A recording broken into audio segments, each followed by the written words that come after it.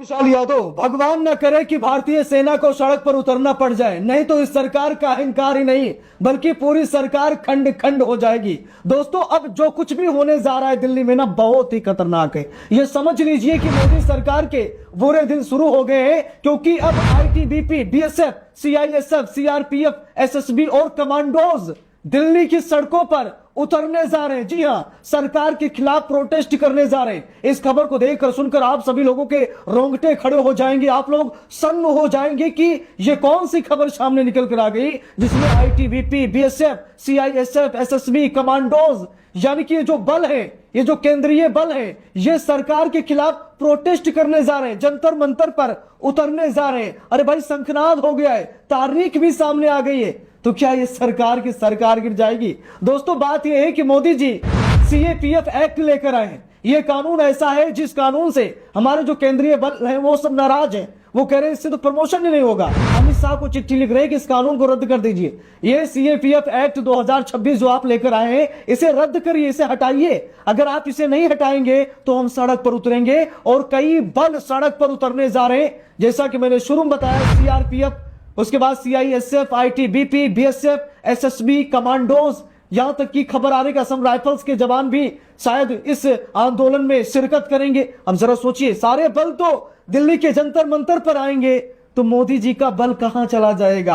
अब दोस्तों, आप लोगों को यकीन नहीं हो रहा होगा, क्योंकि खबर ही ऐसी है कि कोई भी यकीन नहीं करेगा। लेकिन अब यहां पर हिंदुस्तान अखबार, जो कि प्रिंटेड अखबार है, प्रिंट मीडिया है, ये तो झूठ बोलेगा नहीं। यहां तक कि हम सभी लोग सुप्रीम कोर्ट की वेबसाइट पर जाकर भी देख सकते हैं, जहां पर इन जवानों ने, सीएपीएफ के 34 जवानों ने सुप्रीम कोर्ट का दरवाजा खटखटाया था और कहा था कि मोदी जी, ये जो सीएपीएफ एक्ट लेकर आए हैं, इसको रद्द कर दीजिए, असंवैधानिक करार कर दीजिए। लेकिन सुप्रीम कोर्ट ने कुछ नहीं किया, जिसके बाद अब जवानों ने कहा है कि हम सड़क पर उतरेंगे, हम दिल्ली के जंतर मंतर पर आएंगे, हम आंदोलन करेंगे, और आंदोलन इतना भयानक होगा, मोदी सरकार ने कभी देखा नहीं होगा। अब यहां पर देखिए, लिखा भी है, अब अर्धसैनिक बल के रिटायर जवान जंतर मंतर पर करेंगे भूख हड़ताल। जाने क्या है सीआरपीएफ, ये जो नया कानून लाया गया है, ये क्या है, आखिरकार ये जवान क्यों नाराज हैं? ठीक सारी चीजें इसी वीडियो में हम लोग विस्तार से जानेंगे। और सबसे बड़ी बात ये दोस्तों, कि जिस दिन ये जवान आएंगे जंतर मंतर,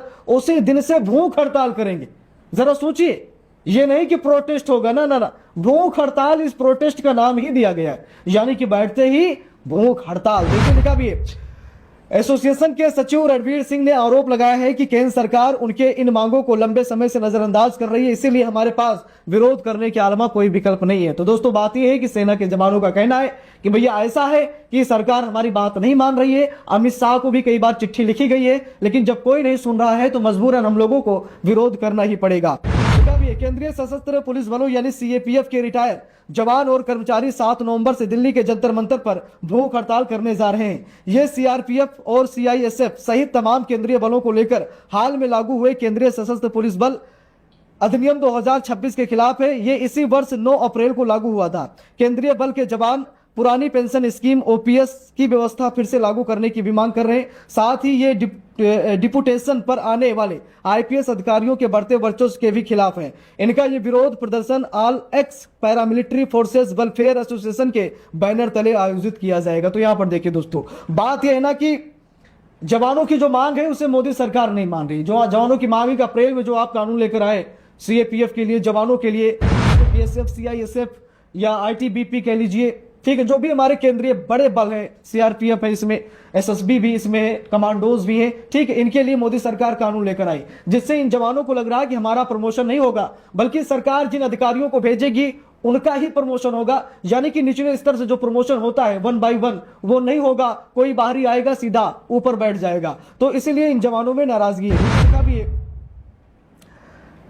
देखिए, यहां पर साफ साफ खबर मैं आपको दिखा रहा हूं, लिखा कि एसोसिएशन के सचिव रणवीर सिंह ने आरोप लगाया है कि केंद्र सरकार उनके इन मांगों को लेकर लंबे समय से नजरअंदाज कर रही है, इसीलिए हमारे पास विरोध के अलावा कोई विकल्प नहीं बचा है। उन्होंने इसे काला कानून तक कह दिया है। उन्होंने कहा कि हम इस काले कानून को वापस लेने और पुरानी पेंशन योजना को बहाल करने की मांग को लेकर 7 नवंबर से भूख हड़ताल करेंगे। गृह मंत्री अमित शाह को पत्र लिखकर इस कानून को रद्द करने की मांग की गई थी, लेकिन सरकार की ओर से कोई सकारात्मक जवाब नहीं मिला है। तो यहां पर आप सब लोग देख सकते हैं, अमित शाह को चिट्ठी भी लिखी गई लेकिन अमित शाह भी कोई जवाब नहीं दे रहे और एक तारीख निर्धारित की गई है 7 नवंबर। 7 नवंबर से पहले सरकार को अगर झुकना है, बैक फुट पर आना है तो आ जाइए, समय भी है।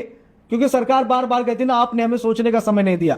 तो भाई ये अगस्त चल रहा है, ठीक है, सितंबर, अक्टूबर, नवंबर, अच्छा खासा समय आपके पास, सोचिए। और अगर आप इस कानून को वापस नहीं लेते मोदी जी, तो ये जवान है, ये सेना से निकले हुए रिटायर्ड जवान है और ये अपनी मांग के लिए कुछ भी कर सकते हैं। अगर आपकी सत्ता को दांव पर लगाना हुआ तो आपकी सत्ता को भी दांव पर लगा दिया जाएगा। देखिए लिखा भी है यहां पर, आप सभी लोगों में दिखा रहा हूं, साफ साफ खबर में लिखा है कि ये जो जवान है इनकी जो मांग है वो पूरी तरीके से जायज है, क्योंकि ये मोदी सरकार के असंवैधानिक कानून को रद्द कराने की मांग है। अभी सुप्रीम कोर्ट भी गए थे, देखिए लिखा भी है, सुप्रीम कोर्ट के आदेश की अवहेलना का आरोप। एसोसिएशन का आरोप है कि सरकार ने यह नया कानून सुप्रीम कोर्ट के पिछले आदेश को बेअसर करने के लिए बनाया है। सुप्रीम कोर्ट ने पिछले साल गृह मंत्रालय को निर्देश दिया था कि वो सीएपीएफ के 5 विंग यानी कि बीएसएफ, सीआरपीएफ, सीआईएसएफ, आईटीबीपी और एसएसबी में आईजी स्तर तक आईपीएस अधिकारियों की डिप्यूटेशन को 2 साल के भीतर क्रमबद्ध तरीके से कम करें और ये 6 महीने के भीतर कैडर समीक्षा पूरी करें। यानी कि सरकार की जो बातें हैं ना, ये हमारे जवानों को समझ में नहीं आ रही, क्योंकि सरकार हर एक चीज अडानी के लिए कर रही है, हर चीज